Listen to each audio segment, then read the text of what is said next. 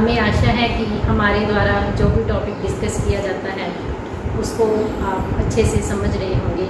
आपको बहुत सरल तरीके से इन रहस्यमयी चर्चाओं पर समझने में आसानी मिल रही होगी। तो दर्शकों, जैसा कि हम सब महसूस करते हैं कि हम रोज़ जो है पूजा पाठ करते हैं, मंत्र जाप करते हैं, सिमरन करते हैं, सत्संग में भी जाते हैं, लेकिन हम खुद ही ये महसूस करते हैं कि अंदर से असल में जो हमारे अंदर बदलाव आना चाहिए था शायद वो कहीं ना कहीं मिस है। वो हम किसी को शायद बता भी नहीं पाते, किसी के साथ हम शेयर भी नहीं कर पाते कि मैं ये चाहती हूँ कि मेरे अंदर से जो ईर्ष्या की भावना है वो ख़त्म हो जाए, लेकिन वो तो अभी भी है कि जो क्रोध की भावना है मैं चाहती हूँ या मैं चाहता हूँ कि वो मेरे अंदर ना रहे, लेकिन वो तो पलट पलट के जो है मेरे ऊपर वार है। तो ऐसी कुछ बहुत सारी जो समस्याएं हैं जिनसे हम लगातार अपने जीवन में जूझते रहते हैं। हम उससे जो है हर बार हम उनका सामना करते हैं, फिर हम अपने आप को जो है एनर्जी लेस महसूस करते हैं। मतलब ऐसे महसूस करते हैं कि जैसा हमारे इनके ऊपर कोई कंट्रोल नहीं। तो आज हम इन्हीं कुछ विषयों पर चर्चा करने के लिए परम पूज्य श्री धनवंत सिंह जी के साथ प्रस्तुत हैं। परम पूज्य जी का बहुत बहुत स्वागत। नमस्कार।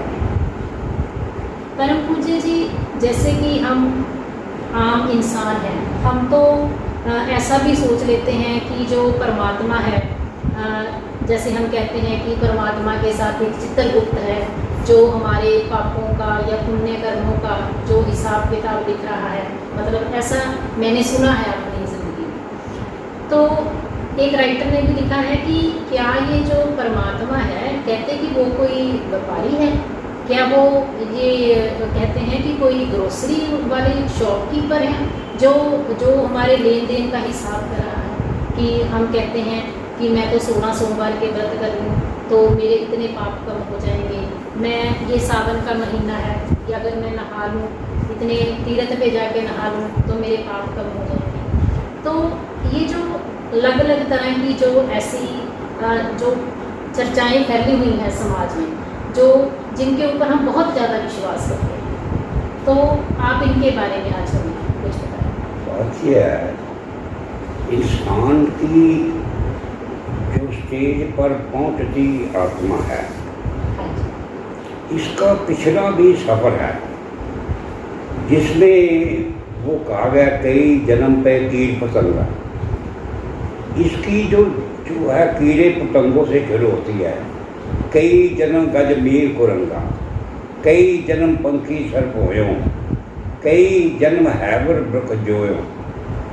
ये इसका पुराना सफ़र हमको वेदों में मिलता है। उसके बाद अब ये जो ज़िंदगी मिली इंसानों की, वो पुरातन सिस्टम में से निकल कर आई है। उसके ऊपर जो पुरातन सिस्टम का प्रभाव है वो अब भी कई जगह से हमको नज़र आता है। कई आदमी बोलते हैं तो वो हम ऐसे सुता सुती कह देते हैं ये कुत्ते की तरह भौंक रहा है। वो इसलिए नहीं, वो आदमी तो होता है पर उसमें वो पुरातन जो उसके अंदर किसी जन्म की पड़ी हुई चीज़ है। जैसे जितने भी हम सफ़र करके आए हैं उसका प्रभाव है।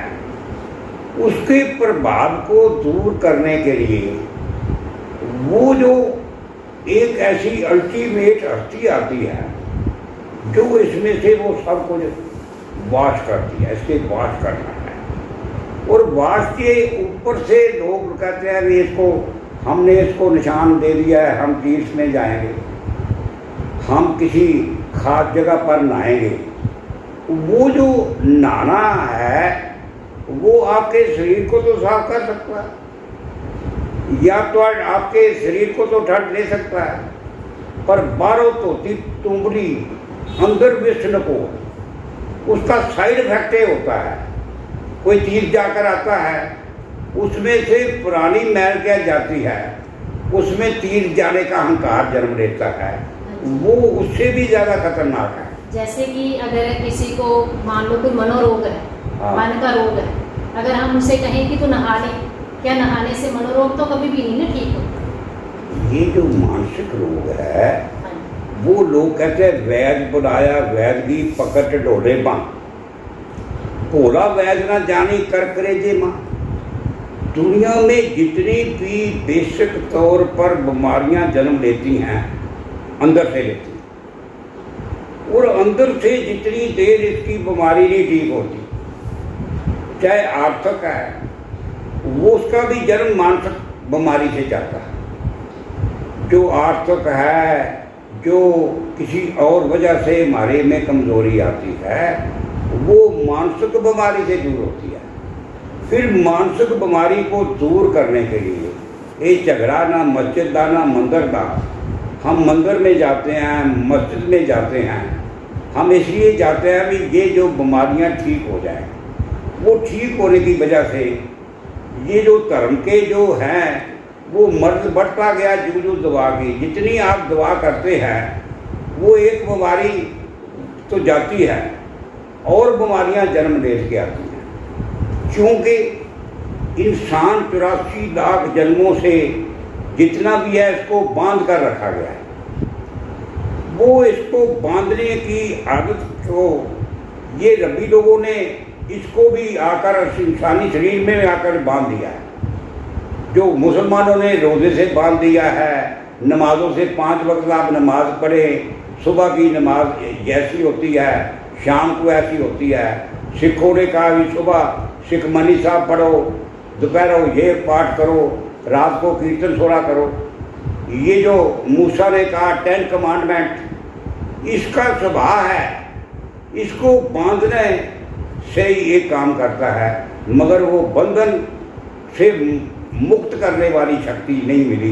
ये किसी ने बांधने से कुछ नहीं होता, बांधने से इंसान में जो बीमारी बढ़ती है। शेर को अब बांध दें, शेर आप पिंजरे में भी देखेंगे वो ऐसे ऐसे घूमता रहेगा, क्योंकि उसको बांधा नहीं। ये जो आत्मा है, जैसे हम लोगों ने बनाया है, जब हम जाते हैं कीर्तपुर जाते हैं, हम और कहीं जाते हैं, आदमी की ये जो अंतर आत्मा है ये विशालता से आई है। अब समुद्र के किनारे जाएंगे तो आपको अच्छा महसूस होगा, क्यों कि आई विशालता से। पहाड़ों पे जाएंगे तो अच्छा महसूस लगेगा, क्योंकि ये आई वहाँ से है। कोई भी चीज़ जो है इसको अच्छी लगती है, इसका मतलब है इसका जो बेस था इसमें से अपनापन महसूस होता है। अब वैसे ही है, कितना भी आप एक जगह पर रहते हैं आप उकता जाते हैं, और चाहे कितनी भी अच्छी बात हो। हमने ऐसे ही, मैं यही कहता हूँ, हम चिंतपुर्णी और जोतम वाली जहाँ भी जाते हैं उसका हम भक्ति से नहीं, एक आउटिंग का भी है। हम आउटिंग करते हैं क्योंकि पहाड़ों में जाते हैं, वातावरण स्वच्छ होता है, निर्मल होता है, क्योंकि ये इस वातावरण से आइए कुछ देर के लिए वो इसमें से गुम हो जाती है, फिर आकर वैसे की वैसे हो जाती है। ऐसे इसको परमानेंट चाहिए एक ऐसा इलाज। वो मन का दिया जला ले मंदिर का फिर जलाना, पहचान अपने घर को हो खत्म आना जाना। ये जो अंदर से इसकी सफाई कर ले, दिल की सफाई, जे दीदार चाहिए तू जहान तो की रहना तेन यार चाहिए। इसकी दिल की सफाई जो है, इसको कामनाओं से साफ करना है, क्रोध से साफ करना है, लोभ से साफ करना है, और सबसे बीमारी इसके अंदर अहंकार से साफ करना है। ये जो दुनिया में रोग हैं वो किसी को एक रोग से पकड़ा जाता है, मिर्ग मीर पचंग एक रोग विनाश, या में पंच असाध रोग, ये साधना से नहीं होते। उसका क्या हाल है? इसका असल जो रोग है ये अंदर से रोग ठीक करना है। जब कबीर मन निर्मल रहा, जैसे गंगा नीर पाछे लागा हर फिरे कैद कबीर कबीर, वो जो निर्मल होता है, ऐसे ही मीराबाई का भी मन होया, पायो री मैंने राम रतन धन पायो, वस्तु मोरक दी मेरे सतगुरु कृपा कर अपनायो, चोर न लेत कटत न कबू दिन दिन होत सुहायो। मैंने गोविंद लीलो मोर, कोई के सस्ता, कोई कहे महंगा, मैं लियो तराजू तोड़, कोई कहे मन में, कोई कहता बाहर जाओ, कोई कहता मन में। वो सब कई लोग कहते अंदर ही तेरे परमात्मा है। अरे अगर अंदर आपके परमात्मा होगा तो तेरे से तो छोटा होगा, सर्वव्यापी कैसे होगा? वो परमात्मा की दी हुई जो डेफिनेशन है उससे ये अंदर का परमात्मा, वो कहते बाहर भीतर एको जानो, ये गुर ज्ञान बताई को नानक बिन आपा चिन्हे, और in God and God in all. हर एक ही इंसान परमात्मा में है, हर एक के अंदर परमात्मा है। इसकी भरम की जो काई है, जितना मैं और धर्म सुनता हूँ वो कहते तेरे अंदर ही है, तेरे 9 द्वारे है, यहाँ कर तेरी आत्मा आवेगी, वह शब्द और सुर का मेल होगा, गुरु तुझे ले जाएगा। और अंकुश जी मतलब जैसे कि हम आम लोगों की ये धारणा बनी हुई है कि जो परमात्मा को पाना है उसमें तो कई जन्म लग जाएंगे, ये तो, या फिर हम ये सोचते हैं कि ये तो मेरे बस की बात नहीं है, ये तो बहुत बड़े बड़े जो ऋषि मुनि हैं वही सिर्फ परमात्मा को पा सकते हैं, उन्हीं को सिर्फ परमात्मा के दर्शन हो सकते हैं, उन्हीं को सिर्फ परमात्मा का ज्ञान हो सकता है। क्या हमारी ये धारणा सही है? क्या हम परमात्मा ये बिल्कुल गलत है। जितना इजी परमात्मा को पाना है, गीता में कहते हैं, कृष्ण भगवान कहते हैं, हे अर्जुन फूल के मसलने में देर है, आंख के चपकने में देर है, पर परमात्मा के राम नाम की लूट है।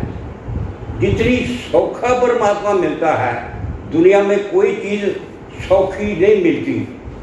ये सौखा मिलता इसलिए है, इसको डिस्कनेक्ट करना है। ऐसे ही कहा गया पा बीजी के पात पार दो, कहते जो होती है ना तितली के पार होते हैं, वो बरीक होते हैं, वो कहते भी इतना पर्दा तेरे और परमात्मा में है, बिन पेखे दुराए देखा नहीं है।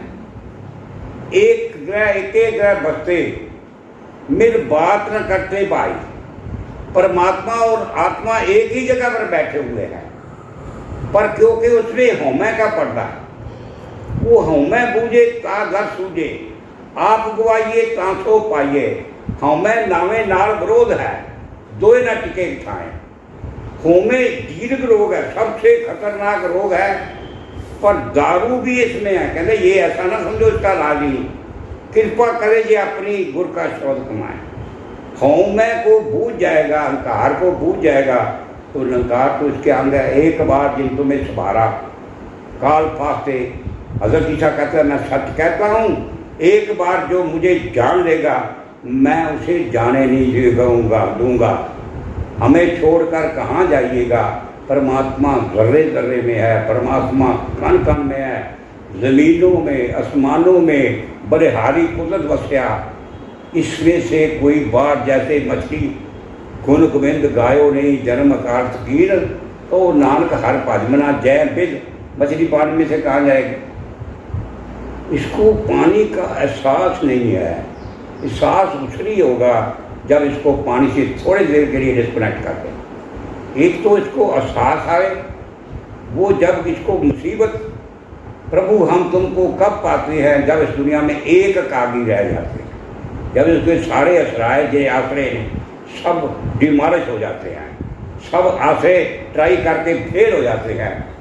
फिर जब एक से जुड़ने के लिए हमको भी एकाग्र होना चाहिए। स्वामी का ग्रह जिस तरह स्वान तजत नहीं नित को नानक ए बिद हर पजो, एक मन होए एक चित। एक मन, कंसंट्रेशन ऑफ माइंड, एक चित। कुत्ता चाहे कैसे भी बैठा होगा वो अपना ध्यान मालिक की तरफ होगा। एक तो 24 आवर मछली उठती बैठती सोती जागती खाती पीती पानी में, ऐसे तो ये 24 आवर 8 पैर निकट कर जाने प्रभ का किया मीठा माने। एक दूसरी बात है कि आपको इससे एकाग्र होना चाहिए। एकाग्र से जो 1 मिनट पासे हो जाए उसी वक़्त वो आपको ऐसा होता भी मैं ख़त्म हो गया। आँखां जीवा बिछड़े मर जावा, कहते जब मैं भूल जाता हूँ मेरी रूहानी मौत हो जाती है।